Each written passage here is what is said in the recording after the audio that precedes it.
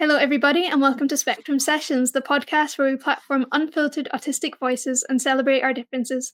I'm Heather from the National Autistic Society Scotland, and today we're here with Andy Smith. Andy, it's great to have you here today. Could you please introduce yourself to anyone who doesn't know who you are? Sure. Hello, and thank you for having me. I'm Andy. I'm 27 years old. I'm autistic, and I run Spectrum Gaming, which is a community for autistic young people. So we support about 1,800 young people across the UK, and we do a few different things. So we have an online community, including a Minecraft server. We have face-to-face meetups at the moment in Greater Manchester and in Sheffield, and we do quite a few advocacy projects as well. So we aim to have like one safe space for young people, but then also use that space to sort of create meaningful change outside of Spectrum Gaming too, if that makes sense. So, to start things off, could you tell us about one of your current special interests or hyperfixations, please? Yes, can I be really naughty? I've got three. Yeah. I can't keep it to one. So I only have three interests. Thank you. No, I have four, but one's obvious. One's gaming, which is quite obvious. I have three other interests. I have absolutely no interest in anything else whatsoever. So one is anime. I'm currently watching Solo Leveling, which is incredible. I love running, even though I'm hypermobile, so my ankles hurt a lot when I run, but I still run like 15 miles a week. And finally, music. Like, I listen to music non-stop all the time. Yeah, that's it. Oh, cool. What kind of music do you listen to? I like everything. At the moment, I mainly listen to an artist called Porter Robinson, who's a music producer, and I listen to a lot of anime music as well. So I also sing in Japanese, even though I don't know Japanese, and I can't sing in a Japanese accent, so it sounds horrific, but I know the words to lots of songs. But yeah. That's really cool. Yeah, I think I've heard a few of Porter Robinson's songs. Pretty cool. It's a bit electronic, isn't it? Yeah. Yeah. You were diagnosed at the age of 20, so as an adult, a bit later in life. It was just after dropping out of university as well. Could you tell us a bit about your diagnosis journey and how it felt to finally get that diagnosis? Yeah, so for me, I always knew I always felt very different to a lot of people. I think I think it was Nuala and Bear episode of a podcast where they have like a similar explanation to me of like, it feels like you're in a movie and everyone has the script except you. And I think like that's how things always felt, but I never quite understood why. And then when I was 18, I started a part-time job working with autistic young people. And it just felt like I just understood them really well and we connected quite a lot. So that was a point when I realized I was autistic, but I wasn't diagnosed at the time. But at this time, I was masking a lot. I was very focused on sort of fitting in and doing what everyone else did. But as I was doing that, obviously trying to fit in when your brain isn't made in a way that makes you able to fit in isn't sustainable. So at about the age of 20, I reached a point of burnout where just out of nowhere, I stopped functioning basically. So I spent like 3 months in my room, not interacting with anyone. Just really, really struggling. And at that point, I was diagnosed with like a triple whammy of autism, severe anxiety, and severe depression all at the same time. So, yeah. Yeah, that is quite common, isn't it? With autistic people getting diagnosed, and they'll be diagnosed with lots of other stuff as well, because they're struggling after not being diagnosed for so many years. So yeah, that is quite a common thing you'll hear. So in terms of Spectrum Gaming, you've grown a lot over the years. You've not been around that long in the grand scheme of things, but you've already made quite an impact. And you now have an in-person community centre, which is amazing. Could you tell us a bit about your journey so far and how you got to where you are today? Yeah, 100%. So when I got my autism diagnosis, I was struggling so much then because I had this mindset of like, I'd learned that to be happy, I had to try and fit in and be like everyone else. But no matter how hard I tried, it didn't work. And then one day I basically just went on a rant on the internet, on Twitter, and said about how I was feeling. And then lots of autistic people got in touch and said, like, the problem is you're trying to live a life that's like normal, but you're autistic. Being autistic means you have to live a life that's very different to most people, but that can still be a very happy one. And that was like a bit of a light bulb moment. And at that time, I was sort of struggling so much that I wanted to make it my life goal to make sure as many young people as possible avoid the struggles that I went through and that other autistic people have been through. But I also wasn't leaving the house. So I spent lots of time on social media. I set up a Facebook page and I just posted lots of positive messages about autism. I think that got to like 30,000 followers in like a year or two. But as I did that, I was getting more confident, getting involved with more things. And I was always looking for someone to partner with, or like an organization to get involved with to try and make a difference. It didn't always work that well. Like I used to get emails saying that I'm too passionate and that I have ideas people have already thought of and I'm not going to get anywhere with them, and all of these things. It was quite demotivating. But then in my local area, around this time, a new Send You forum had been made for Send Young people, and it was being ran by an educational psychologist called Erica, who was amazing, and she just really, really believed in the value of lived experience to make a difference. And she was like the first person who really like believed in me and other young people, and that sort of gave me the confidence to eventually go on to actually have a job at the council as an advocate for Send Young people. But during this job, COVID happened, and I started to run Zoom meetings for young people for an hour a week, and about 150 young people attended throughout the week. And I just thought, like, it's great to have this connection for an hour a week, but what do people do outside of that? Like, a lot of people told us they enjoyed that hour, but then they're back to being quite lonely and isolated. And quite a few of the young people also said, this shouldn't be something that's new as a result of a pandemic. A lot of them weren't leaving their room or leaving the house before COVID even happened because they were struggling so much. So I asked at the council if I could set up an online community for young people, which used things like gaming to sort of help people to connect. And I remember my boss's boss, who was the assistant director of children's services, said, "What is online gaming?" and didn't get it whatsoever. So then I set up like a child community in my spare time with like 10 random young people who hadn't met each other before, and they all built really amazing connections. Then we decided to open it up, and then Spectrum Gaming became a thing. Yeah, it grew since then. So we became a charity in March 2021, and as of right now, we have 20 staff and a centre. And yeah, I can't believe it. Like that isn't what we intended when it started. The plan was just to make a place for young people to make friends, and it became gigantic. But yeah. Yeah, it's an incredible journey, and you have grown so much. It's lovely to hear how you got to this point, and you're still growing as the years go on. And I've been volunteering for you for almost 2 years now, Yes. and it's gone so fast. And it's great. I can personally vouch for how much of a difference it's making to the young people in the community. I can see it all the time. Every time I'm on the server, I can see just how the young people are interacting and making friends, and it's such a special place. It's something I would have loved to have when I was a kid, and that's how you know that it's something that is really valuable. So, yeah, it's great to be involved in Spectrum Gaming for sure. Thanks. I think so. Thank you. So you did very well in school, but you struggled a lot in university. And I would say from doing these podcasts for a while, usually I'm finding the opposite experience. So usually, a lot of us as people who I've been interviewing, they'll struggle in school, and then in university they'll sort of thrive because they can pick like a special interest to study.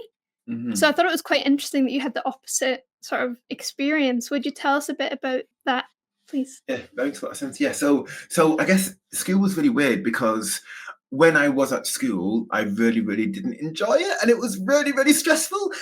So I was bullied really badly. I often struggled with understanding a lot of the stuff in class because I need lots of movement. So when I sit still, I don't take in any information. So it was really tricky. But at the exact same time, I learned how to cheat the exam system. I learned that it's a memory test. So then rather than trying to study in the same way other people did, I just worked out, I did two things. One was I learned the best ways to memorize information, which is the spaced repetition method, was the best by far at the time that I'd sort of learned about. And the second thing was, since it's a memory test, it's helpful to prioritize or try and work out what's most likely to come up in the exams. So I got every examiner's report and analysed all of them to make a statistical table of what's most likely to come up for each of my GCSEs. So then rather than memorising everything equally, I prioritised the things that I needed to remember most. And I paired that with a spaced repetition method. And then got the best GCSEs in my school because of that, even though I was really, really struggling when I was there. But in terms of then, thank you. But in terms of going on to university, I think my struggles with university started when I was at school, because while I got good grades, I was always focused on fitting in, and I was always completely exhausted when I was there. And I just had this message that you have to do like whatever it takes to fit in and act normal. And as I was doing that, my energy got lower and lower and lower until I couldn't do it anymore. And then I sort of hit burnout. I think another factor for me is I didn't actually want to go to university. My mum had this idea of, you're very intelligent, you got very good grades, you must go to university and get a degree because it's what everyone does. Like in my family, no one had had a degree before, so my mum was really interested in me being the first person to get a degree, so pushed me to do it. And I think university works when it's what you want to do and you have an interest in the subject.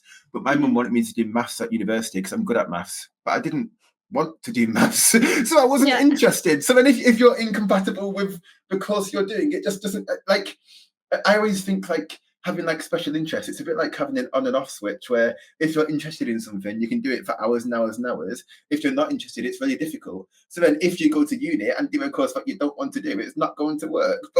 But yeah.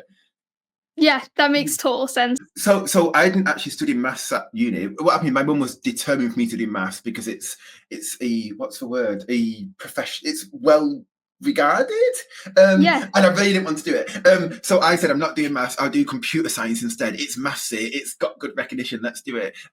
I then I then went for like an interview at Oxford University. So like I passed the entrance exam, went for an interview, saw everyone there and like everyone's passion for it. I was a complete opposite, so I failed my interview on purpose. And then I ended up going to Manchester University to do it because I thought it would be more like social and like people-y, but just didn't like it. So then sorry, this is a long story, but when I switched to psychology, because I'd already started my part-time job with young people and wanted a job working with young people. My mum wasn't happy with it, but it was because of what I wanted to do.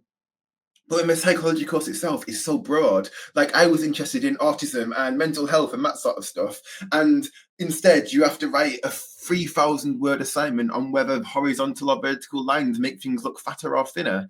And it's like, I don't care. Like 90% of the content was just useless garbage that I don't have any interest in. We had to do baby development. I find babies annoying. I don't care about them. Like, I don't know. Yeah. Sorry. Yeah, well, I studied psychology as well, and it was a similar thing. I was interested in like autism and mental health, and we were learning stuff like similar to what you were saying, and also statistics. I really did not enjoy the statistics side and the math side of psychology. I feel like there was more of that than I'd expected. You've previously mentioned the importance of early diagnosis for autistic people. Why do you think that getting diagnosed early in life is important? Thank you. So my view isn't necessarily that early diagnosis is important, but well, sorry, by early, I don't think about age. I think more about before someone starts to struggle, if that makes sense, and whatever age that might be, because I see a very big trend in spectrum gaming, and I think this is the experience of most autistic people I've met, where you're really struggling, you reach that point of crisis, or things aren't going right, so then you're referred for a diagnosis of autism. You then go and get your diagnosis, but because you've had so many negative experiences, you get this autism diagnosis, and then you think it's all because of autism. And so many people who I meet sort of think, oh, because I was bullied in school, or because these things weren't going right, it's all my fault. It's all because of this autism. And there's so many people who, at the point of diagnosis, have so much shame and like guilt and self-hatred, and people who reject the diagnosis or try to act like it's not there. And I think the alternative to that is if people are identified as autistic before they start to struggle, it has that shift in mindset more towards acceptance. So rather than thinking I'm a problem, people can start to like externalize their difficulties a bit and say it's not me that's a problem. People are just a bit rubbish, and this environment doesn't work for me, and that sort of stuff. In spectrum gaming, people don't need a diagnosis to join. What's important is people identifying as autistic, or they can join if they're on the waiting list as well. And we've had some young people who get a diagnosis, and then rather than it feeling like the end of the world, they already know about themselves, and everyone says congratulations. And like, how magical would it be if that's how it is, rather than you get this diagnosis at the worst time of your life, and then you blame it for everything? It doesn't make sense. Yeah. Yeah. Yeah, absolutely. I would totally agree with that. What are the most common challenges that you see the young people in spectrum gaming face? I think three things. One is the schooling system, and it just needs to be fixed. Like, that's the biggest thing by far. The second thing that is linked with that is parents and families being absolutely exhausted from fighting the system and fighting for their young person's needs to be met, and sort of the difficulty that comes with that. And I think the third thing, which is slightly a bit more nuanced than that, is the sort of the expectations that people have for autistic people, which is that I think by default people have this idea of you have to try and fit in, or like, I've lived life, I'm an adult, I know what's best for this person, even if that is different to what the person actually wants. It feels like a lot of people, like I just say, unfortunately, I didn't have a very good like relationship with my family, and what happened is like my mum always thought, I know what's best for you, so this is what you have to do, but that wasn't aligned with what I wanted and needed. And then because of that, we then sort of clashed a lot and things didn't really work. And I feel like a lot of parents are on that journey where when someone is autistic, it does mean for most people, the way to live a happiest life is to live a life that is very different to normal. And I think a lot of people can struggle to come to terms with that. And that can be a really tricky thing, if that makes sense. Hmm. Mm. Yeah, that makes a lot of sense. One of your special interests is selective mutism, and the intersection between selective mutism and autism. And when I saw this on your website, I was so fascinated because selective mutism is something I'm super interested as well because Mhm. I've dealt with it like growing up as well for like years in school. Could you tell us a bit about selective mutism and how it relates to autism? Because I Mhm. swear I've not seen much about this online. There's not seems to be much research about it that I can find. So it'd be great to hear your Mhm. perspective. Yeah, definitely. Do you hear the term situational mutism being used Yeah. sometimes? Mhm. Yeah. Okay. So in a lot of like artistic communities, people use the term situational mutism to sometimes mean selective mutism, and it gets really Mhm. confusing. So like, so yeah, I don't know. I'll try to explain. Basically, I think a lot of people use the term situational mutism and they use it to describe two separate things. And people tend to not really know that they are two separate things. And then it causes lots of confusion. So, one Mhm. thing is selective mutism. I find that's best described as a phobia of the expectation to talk, where you just have a freeze response when you are expected to talk. So, even if you want to talk, you're unable to.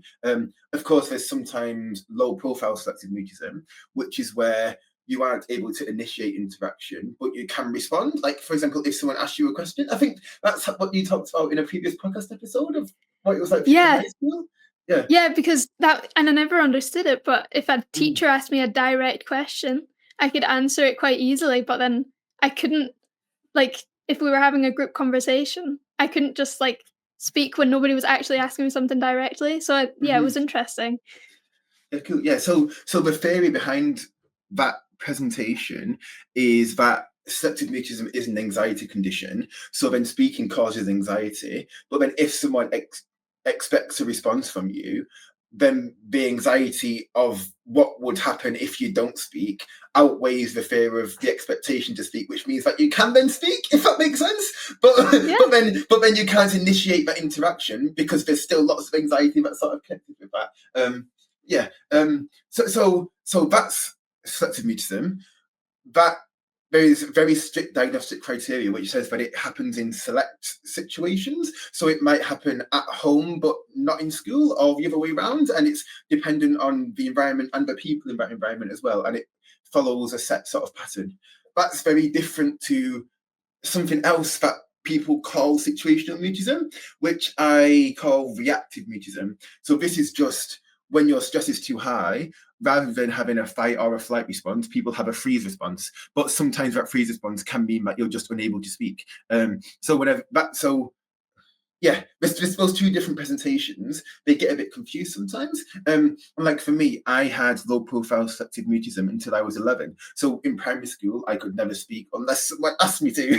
Um, I overcame that when I went to high school, but I still experienced reactive mutism in terms of if I'm too stressed, I'm unable to speak, even if I really want to. And yeah, can I explain that right? It's Yes. very That's complicated, but yeah. no, I mean, I think it's a very valuable conversation for us to have because you don't hear very many people talking about this, I feel like. Mm, I certainly didn't understand what selective mutism was or anything until I'd like graduated from school, studied psychology, and eventually like looked up on my own on the internet. But yeah, that sounds great. And it's interesting you're saying you had it until you were 11. So I would say Mm-hmm. I had it from the ages of like 11 to 16. Um, Mm. and I think it is often for girls, we can struggle later. So in like high school, when you Mm-hmm. transition to high school, you see a lot of autistic girls. That's where they start really, really struggling. So yeah, Mm-hmm. it's interesting the difference. Makes sense. Yeah, and in terms of selective mutism, research shows that it affects about 1 in 150 people. I think that's an underestimation because people with low profile selective mutism often get missed. The prevalence is shown to be higher in autistic people because it is an anxiety condition, and autistic people are more likely to have anxiety conditions because society sucks and the environment doesn't always work for a lot of people. But also, some autistic people can be more sensitive in general as well. Like people might have a higher sensitivity to things like interoception, which can then lead to it being more prevalent. Yeah, I'll stop waffling. But that makes sense. I could talk about it all day. Me and Maggie Johnson, who wrote the Selective Mutism Resource Manual, are currently writing a position paper on selective mutism, reactive mutism, and distinguishing between the two because there's so much confusion, but it's really Mhm. difficult because people get the wrong support a lot of the time, and I find it's like a bit of an injustice. So we really wanted to sort of correct a lot of misinformation. So we're currently working together on that. Oh, that's really cool. Mm. To move on, because we could talk about this all day, I'm sure. Yeah. You've recently launched your Barriers to Education project. What do you think needs to change in schools for autistic people to be able to thrive? Yes, I think there's lots. So, in case Yes. it's helpful, our Barriers to Education project is mainly focused on school attendance. The reason behind that is there's been so much narrative around attendance, which unfortunately has been really damaging to a lot of autistic people. Where you have this narrative of if you're out of school, we need to get you back in as soon as possible, or your anxiety is going to get bigger, and people get pushed in more and more and more until they can't anymore, and then people reach that point of burnout, which is a life-changing, really difficult thing that no one should ever have to experience. And my view on how to prevent that from happening is actually to stop thinking about autism and start thinking about the schooling system. I really like this analogy, which is like the canary in the mines. So in the olden days somewhere, when miners went to coal mines, they took a canary with them in a cage. And if the canary died, that meant that there were poisonous gases in the cage and that the miners had to get out to sort of save to not die, basically.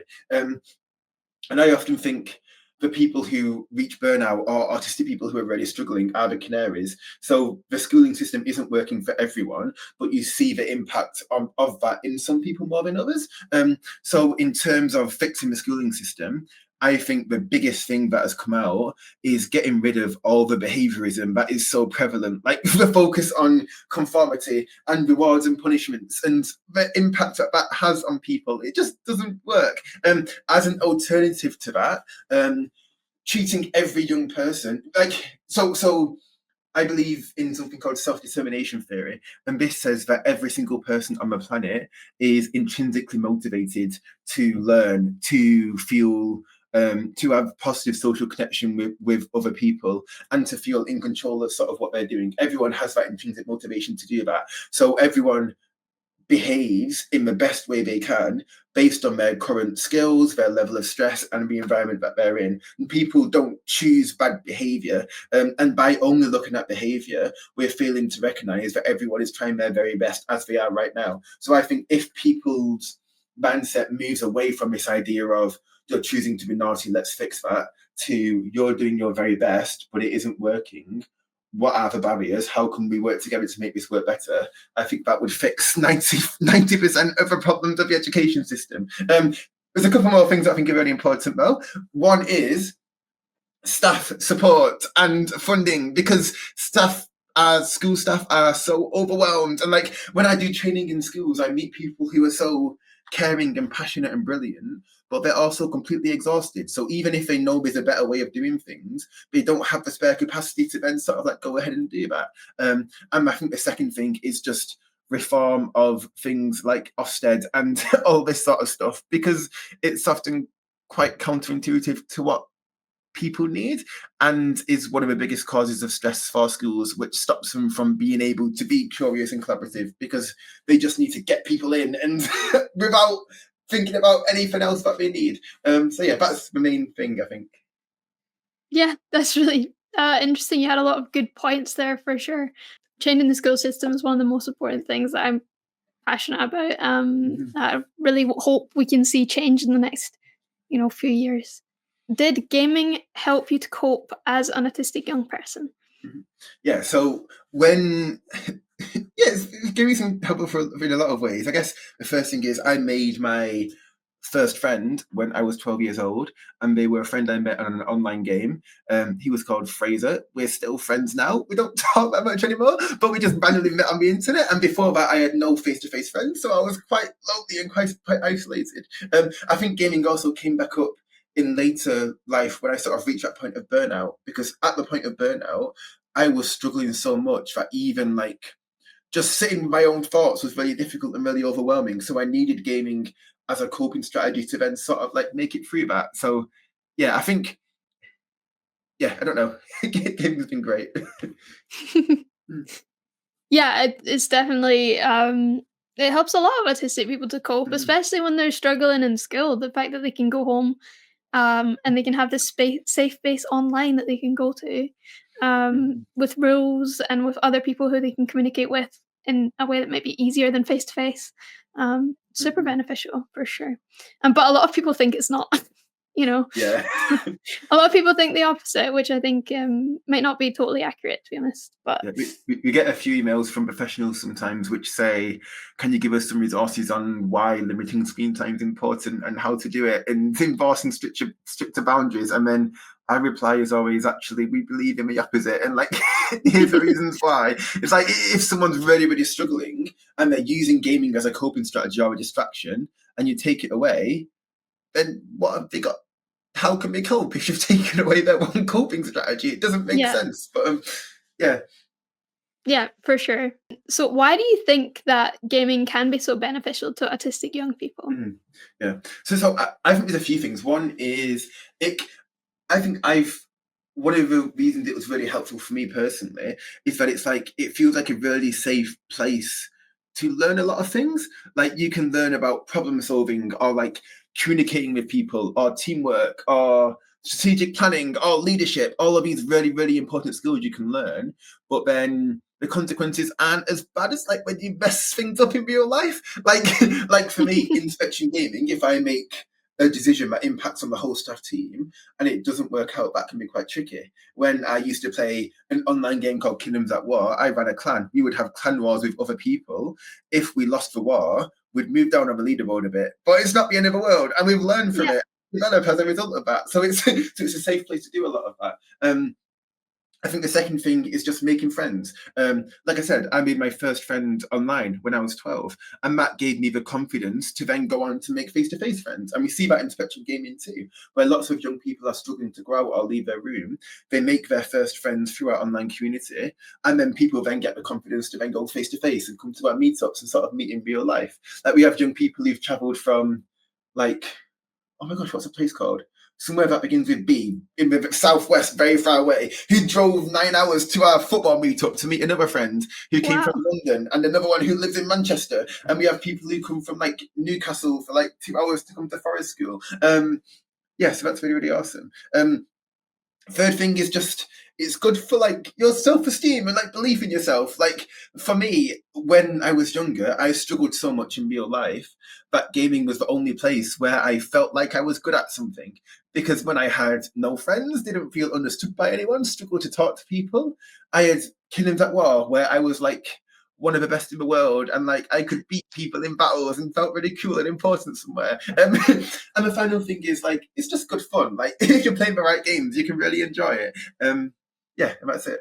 It bridges that gap between being able to talk to someone in person and actually initially, making a friend with them. So I think yeah, it's really, really valuable. And sometimes people need that space to get to know someone where they feel safe, rather Mhm. than being like in a super overwhelming environment face to face sort of thing. Can you tell us about some of your favorite games and why you enjoy them?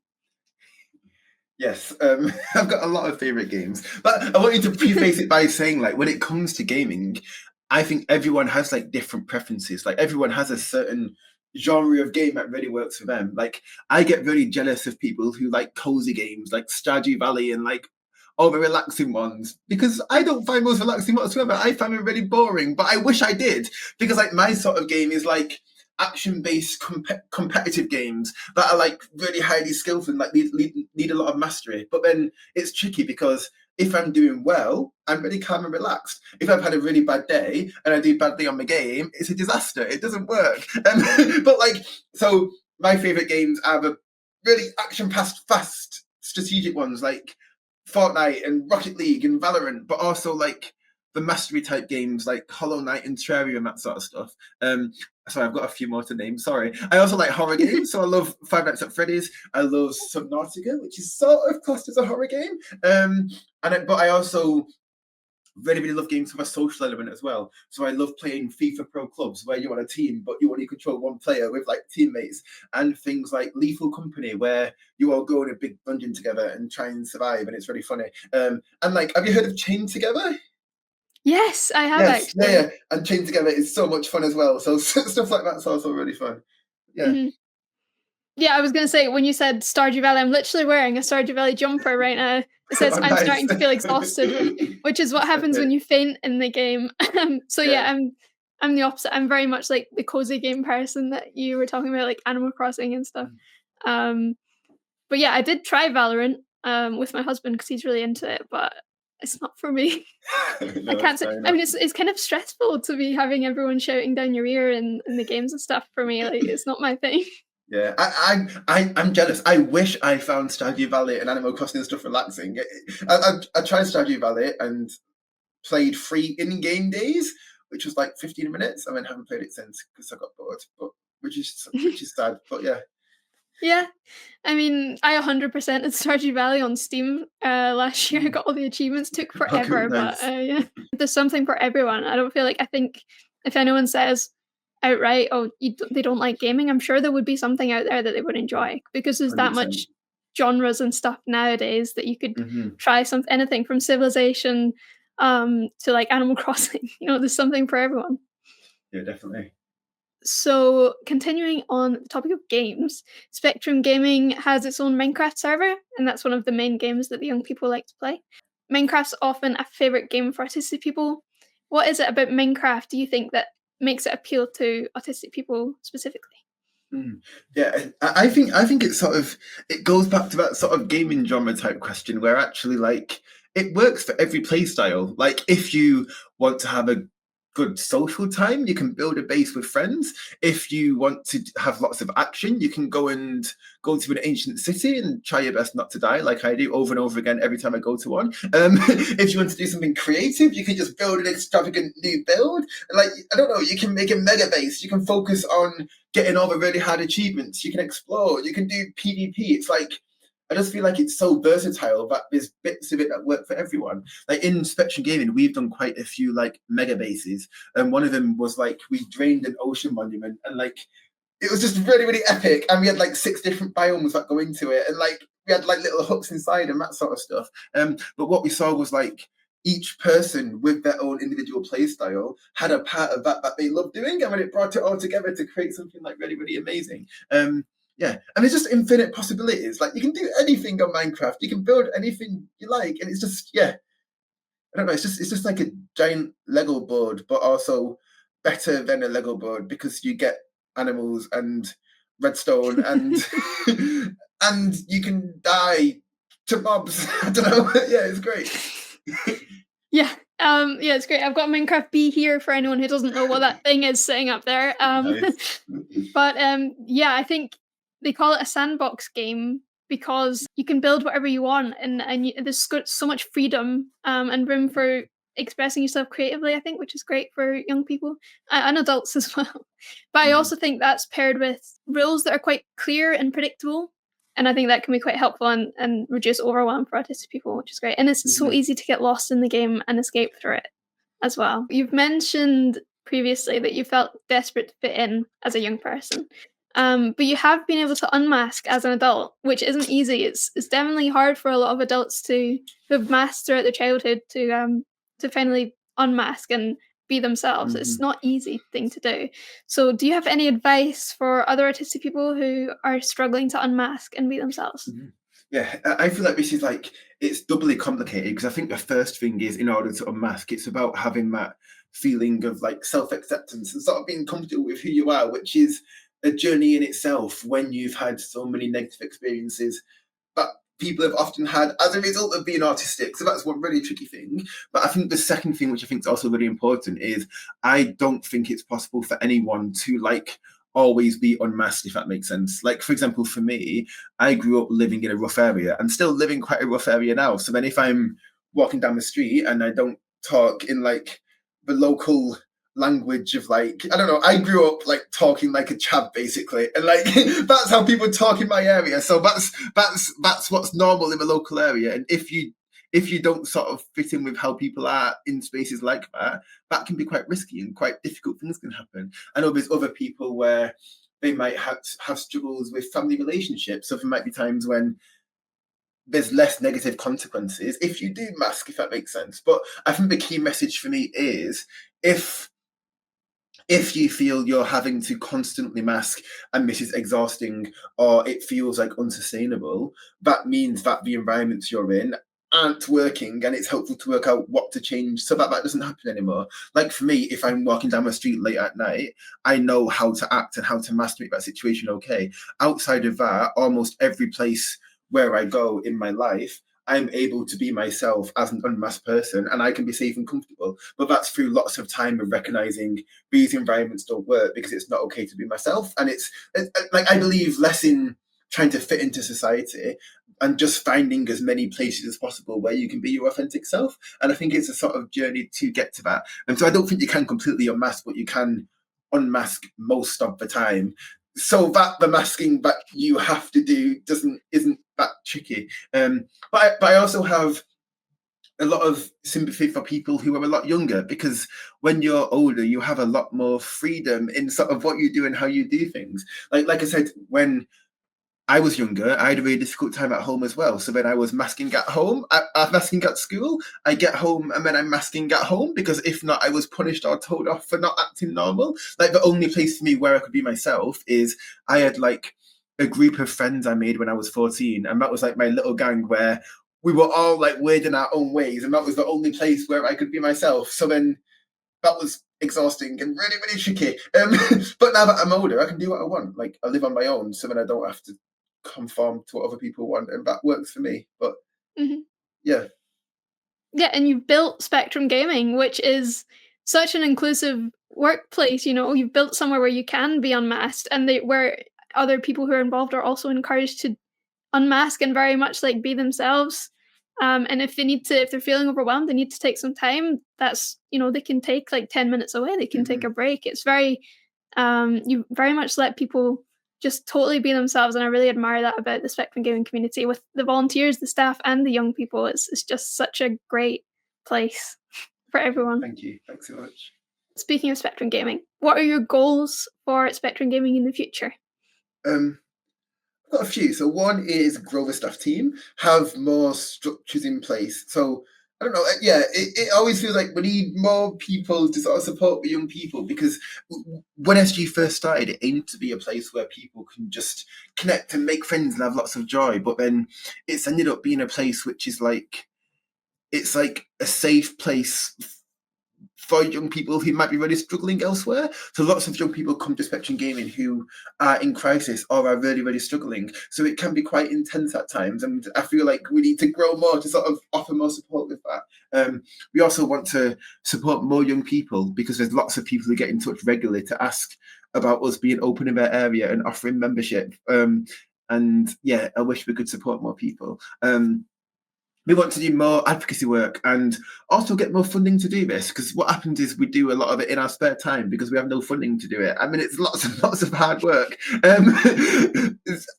Not many people on the staff team know this yet, but I really, really want to set up a school in the future, which is like a specialist school for young people because lots of young people have so many negative experiences, but I want to sort of show that there are ways to do things differently that might work a lot better for young people, both so that they have a school from us that really works, but also so that other schools could hopefully learn from that too.